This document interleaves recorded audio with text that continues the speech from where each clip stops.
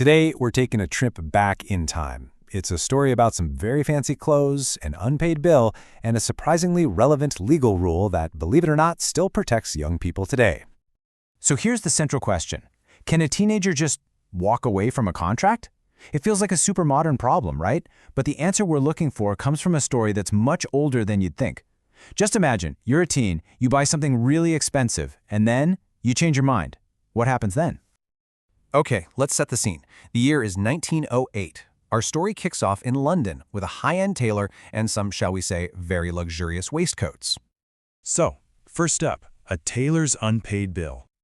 Let's meet the two people at the heart of this. On one side, we have Nash. He's our Savile Row tailor, the seller. On the other side is Inman, a student and the buyer.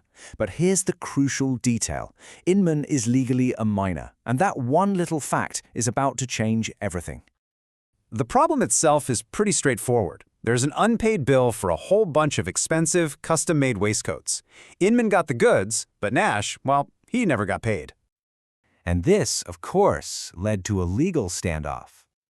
Now you're probably wondering, why couldn't the tailor just sue for the money? I mean, it seems like a pretty open and shut case, but it wasn't nearly that simple. There was a huge legal roadblock standing in his way.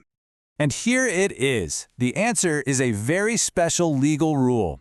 Generally speaking, contracts you make with minors just aren't enforceable. The whole point of this rule is to protect young people from being taken advantage of or from making big financial decisions before they're really ready. But that brings us to a fascinating legal concept, the necessaries doctrine. You see, with most rules in law, there's an exception. And our tailor, Mr. Nash, was banking on one particular loophole that he thought would force the student to pay up. That exception is called the doctrine of necessaries. It basically says that while a minor can get out of most contracts, they do have to pay for things considered necessaries. But here's where it gets really interesting. It's a two-part definition. The stuff has to be suitable for the minor's station in life, and it has to be something they actually truly needed at that exact time. So let's make this super clear. What does the law consider necessary? Well, the basics: food, water, a place to live, adequate clothing. The essentials: what doesn't count? Luxury goods, things bought just to look cool. And, this is the big one for our story, anything the minor already has enough of. All right, this all leads us to the verdict on the waistcoats. So this was the big question for the court. Were these fancy, custom waistcoats unnecessary for the student? The tailor argued, hey, for a university student of his status, of course they are. But remember, that's only the first part of the test. And this is where the whole case fell apart for the tailor. It turned out that the student's father had already provided him with plenty of perfectly good clothes, so he simply did not need any more, especially not a bunch of luxury waistcoats. And with that key fact, the court's decision was simple. The contract is unenforceable. Because the waistcoats weren't an actual requirement, they weren't necessaries. So the general rule applied. So the tailor, Mr. Nash, lost his case. He couldn't get back any of the money. At the end of the day, the law prioritized protecting the minor over enforcing a business deal. So why are we still talking about a case from 1908 involving waistcoats? Well, let's get to the modern takeaway.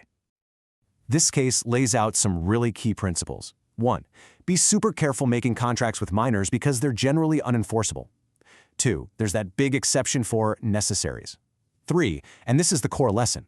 What's necessary depends entirely on the minor's specific situation. And 4. Luxury goods are not going to cut it.